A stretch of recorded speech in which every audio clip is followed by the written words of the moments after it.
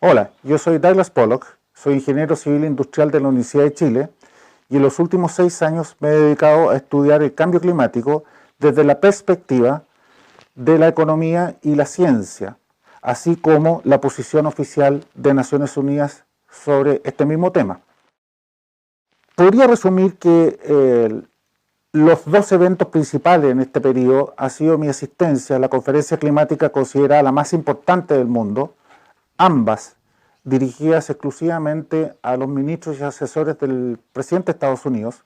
La primera del 2017, que asistí como participante nomás, y que tuvo consecuencias casi inmediatas con la retirada de Estados Unidos del Acuerdo de París. En la segunda oportunidad, que fue recién a finales de julio de este año, fui invitado esta vez a pronunciar un discurso sobre las políticas climáticas chilenas relacionadas con el cambio climático con miras a la COP25. Or they speak, but the first one is Douglas Pollock.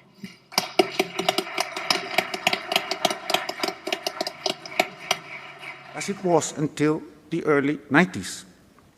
At present, it seems to be lying in the middle of everything. Si hay un término que podría considerarse redundante, es cambio climático. ¿Cuándo no ha cambiado el clima en toda la historia de la Tierra por más de 4.000 millones de años? Primero que nada, es como estar preguntándose o andar preocupado por la vida cuestionándose la blancura de la nieve, ¿no es cierto? Bueno, cambio climático es el nombre nuevo que se adoptó hace muchos años atrás en cambio del calentamiento global. Porque resulta que el año 2004 se había congelado o se había detenido el mal llamado calentamiento global, que en realidad en inglés se dice entibiamiento global, no calentamiento, está mal traducido al español. Por lo cual, un negociador climático de nombre Bo Killen, sueco, decidió cambiarle el nombre a un etiquetado más amistoso como cambio climático. Y de ahí deriva todo lo demás, como por ejemplo, las sequías o las inundaciones están incluidas en el cambio climático. Más calor o más frío también. Todo hoy día es cambio climático. Aparece una oleada de frío en el hemisferio norte, como por ejemplo el río Amarillo en 2016, de 3.000 kilómetros de largo en China, o bien las olas de frío en el este de Estados Unidos, también es culpa del cambio climático.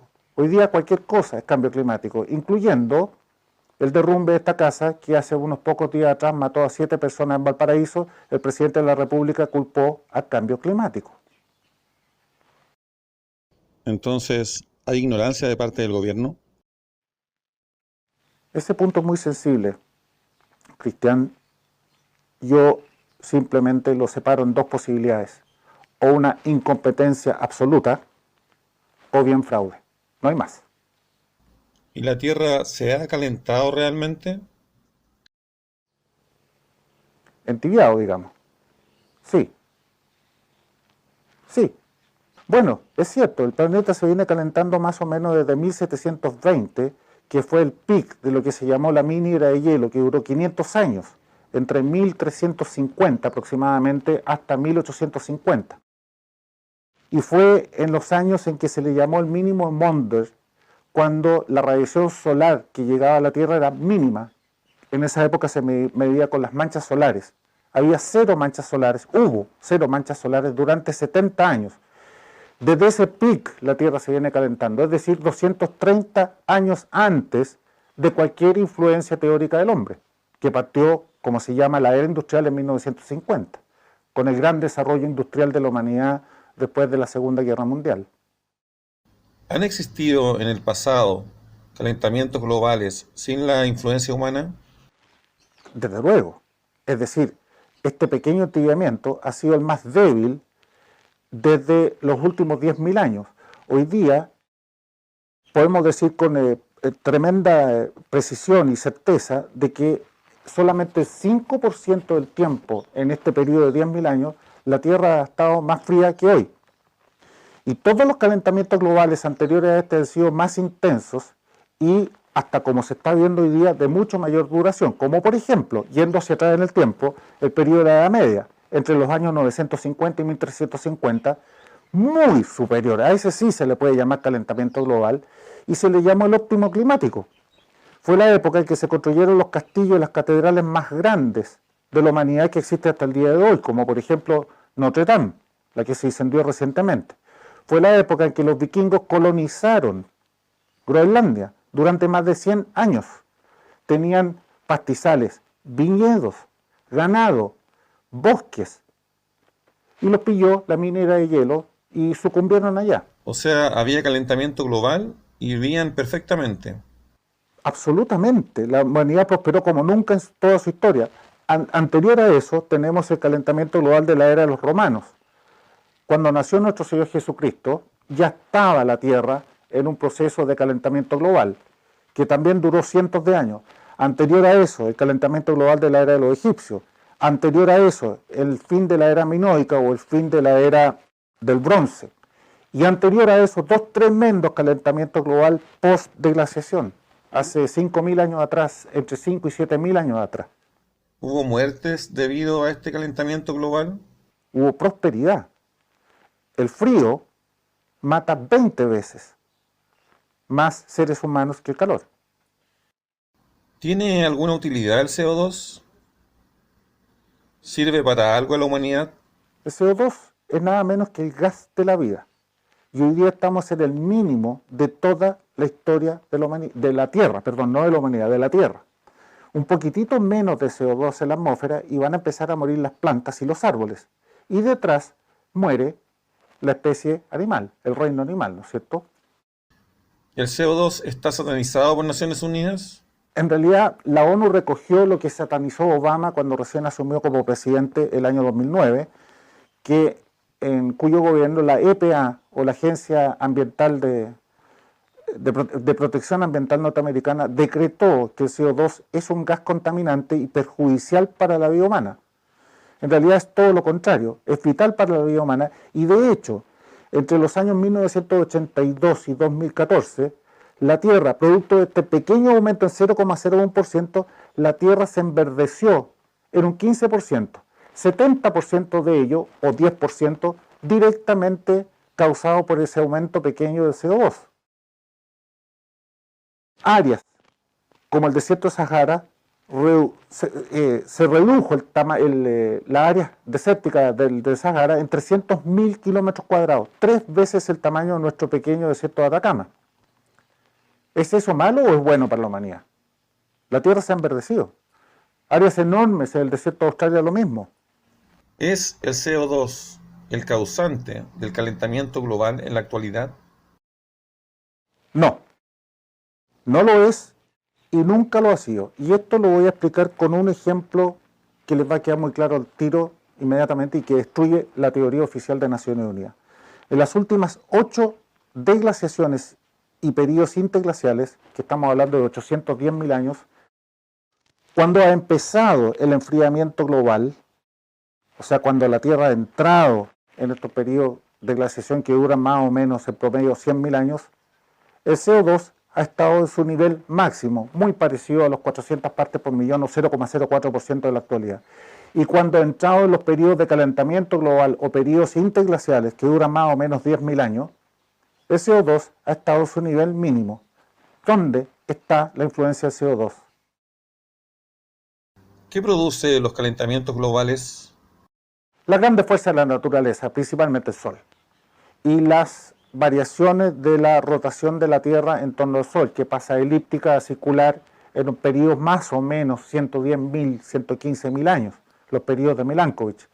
Después vienen fundamentalmente ya dentro de la Tierra las grandes fuerzas que mueven el clima y los enfriamientos o entiamientos de la temperatura de la baja troposfera son principalmente el PDO, en castellano las oscilaciones decadales del Océano Pacífico, que a su vez dan cuenta de la ocurrencia, frecuencia e intensidad del niño y la niña, en latitudes más ecuatoriales, más o menos 30 grados latitud, norte y sur.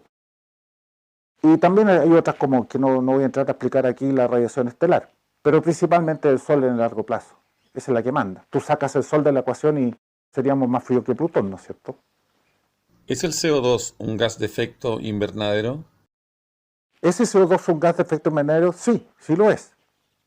Sin embargo, como tal, es tremendamente débil. No voy a explicar aquí la física atómica de una molécula triatómica y su capacidad de absorber calor, porque es un poco más complicado. Y en segundo lugar, es una traza de gas infinitesimalmente chica en la atmósfera, el 0,04% o 400 partes por millón. Y el aumento del CO2 en toda la era industrial, es decir, en los últimos 70 años, ha sido de 0,03 a 0,04%, es decir, un 0,01%, la nada misma. Y de ese aumento, el ser humano, tomando los mismos números de Naciones Unidas, influye en un 4,3%. Sin embargo, el CO2, a su vez, representa el 3,6% de todos los gases de efecto invernadero. Vayan calculando ustedes porcentaje sobre porcentaje sobre porcentaje, la influencia humana es nula. Y todos los gases de efecto invernadero de la Tierra son aproximadamente el 1% de la atmósfera. ¿Dónde está la influencia tanto humana como del CO2 como tal, como gas de efecto invernadero? Ninguna. Y eso se demuestra en los últimos 8 periodos de glaciación y deglaciación terrestre. ¿Se puede predecir el aumento de la temperatura atmosférica, según nos indica el IPCC de Naciones Unidas? No, definitivamente no. Por tratarse el clima de un sistema caótico, no lineal, catastrófico, al igual que la economía. Y eso es precisamente lo que usa Naciones Unidas para decretar que en el futuro va a haber calentamiento global basados en modelos de predicción que jamás han constituido una prueba para demostrar una teoría científica, ni en el campo de la ciencia ni en el campo de la economía. Y es así como de los 117 modelos desarrollados por Naciones Unidas desde el año 1990 hasta el modelo 102, nomás habían gastado más de 50.000 millones de dólares en desarrollar estos modelos fracasados. Los 117 han fracasado sistemáticamente y ninguno se acerca a la realidad de la temperatura y o el aumento o estancamiento de la temperatura de la atmósfera en los últimos, a lo menos, 23 años. ¿Es catastrófico un aumento de la temperatura? No, al revés, es tremendamente deseable y beneficioso para la humanidad. El frío mata 20 veces más seres humanos que el calor. Y ya hablé anteriormente sobre los beneficios que trajo en la Edad Media el calentamiento global, órdenes de magnitud mayor al que estamos viviendo hoy día. Bueno, hagamos una pausa ahora y lo invito a seguir al aire libre porque me encanta el aire libre, me encanta el medio ambiente y soy amante de la ecología. ¿Qué les parece? ¿Vamos? Ya.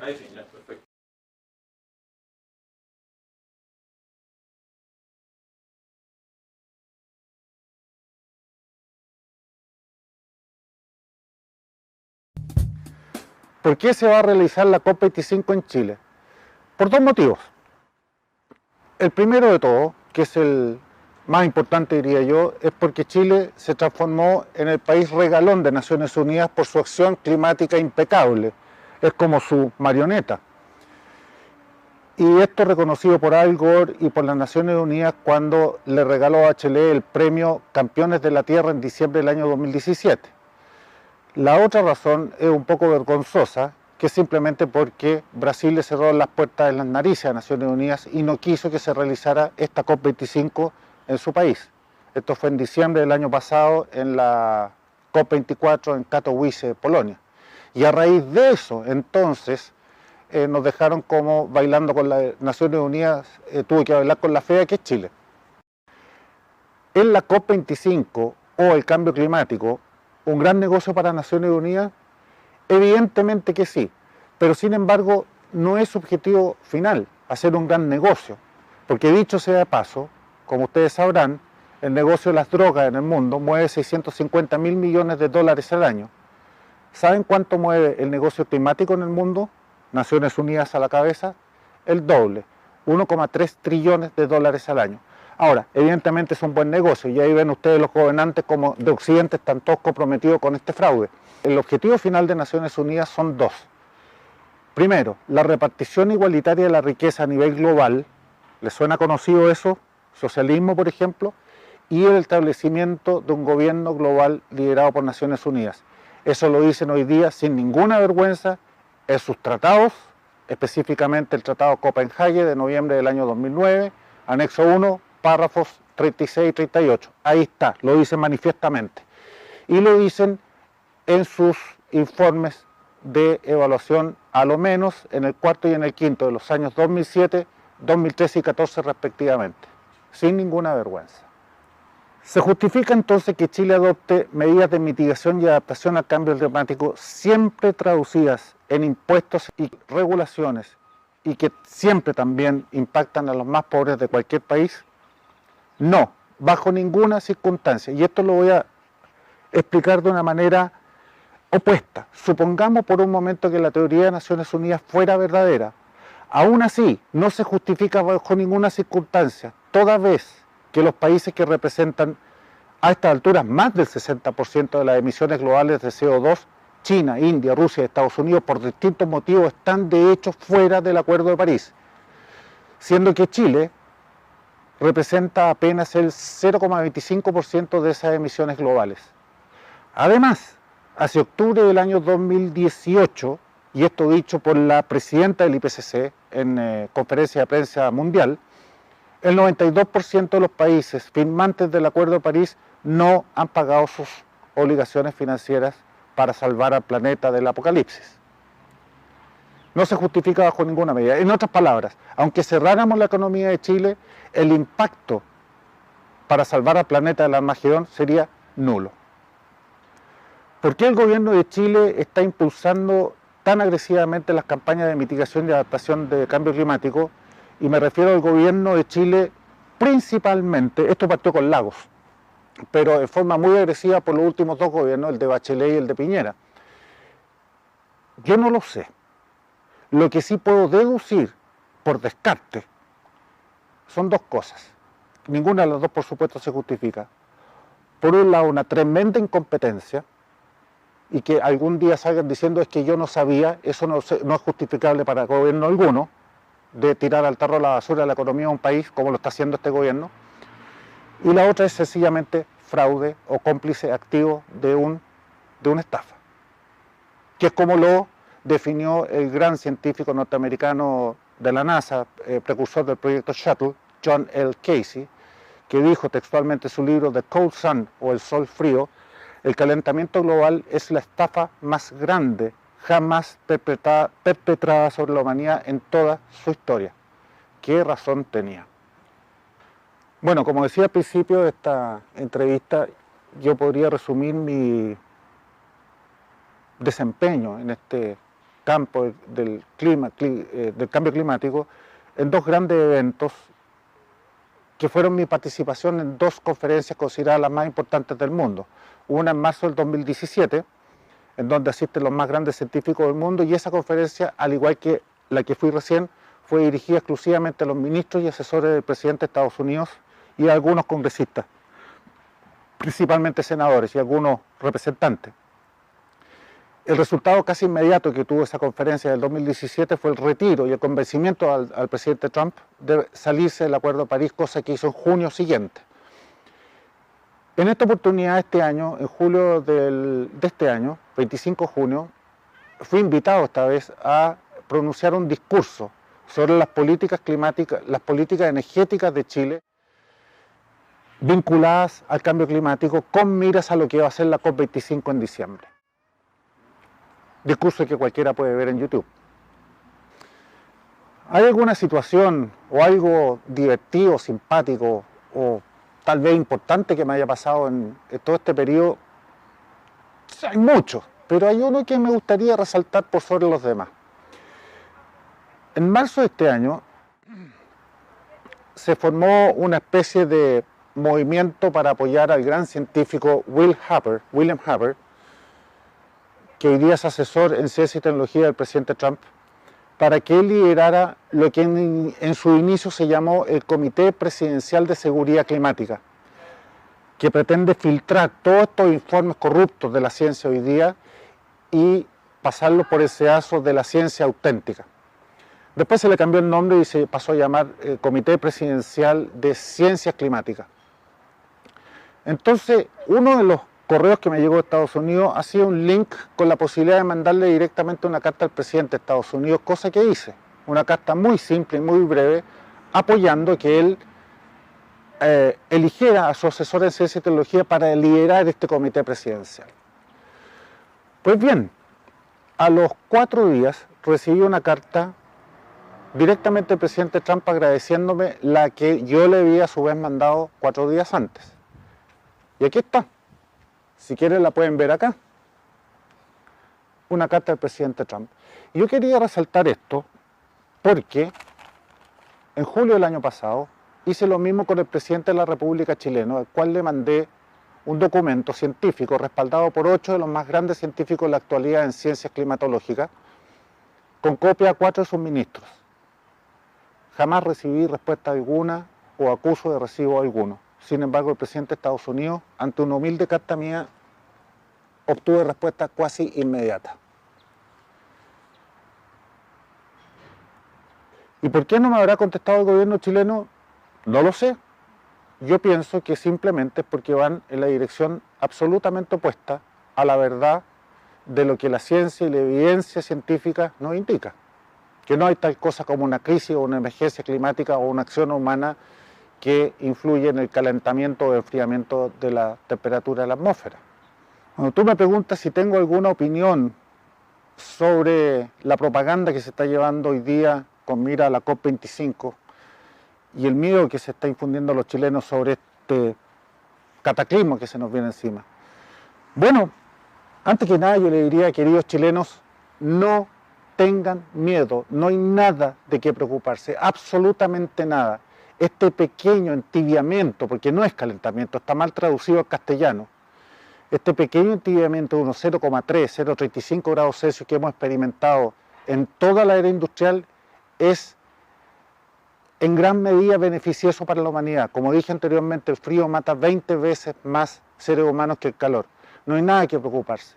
Y lo que viene a ser Naciones Unidas con su IPCC y su COP25 de Chile no es nada más ni nada menos que instigar e inculcar el socialismo. Esta vez nos toca a nosotros, con los sentimientos que siempre lleva a todas partes del mundo de culpa y de miedo. No hagan caso a la propaganda izquierdista de cualquier medio de comunicación, ya sea escrito o televisión. Apaguen la tele, créanme a mí, porque lo hago con total honestidad y amor a mi país. Muchas gracias y un abrazo fraternal a mis queridos chilenos. Ok, Douglas, terminamos. Eso me salió del corazón.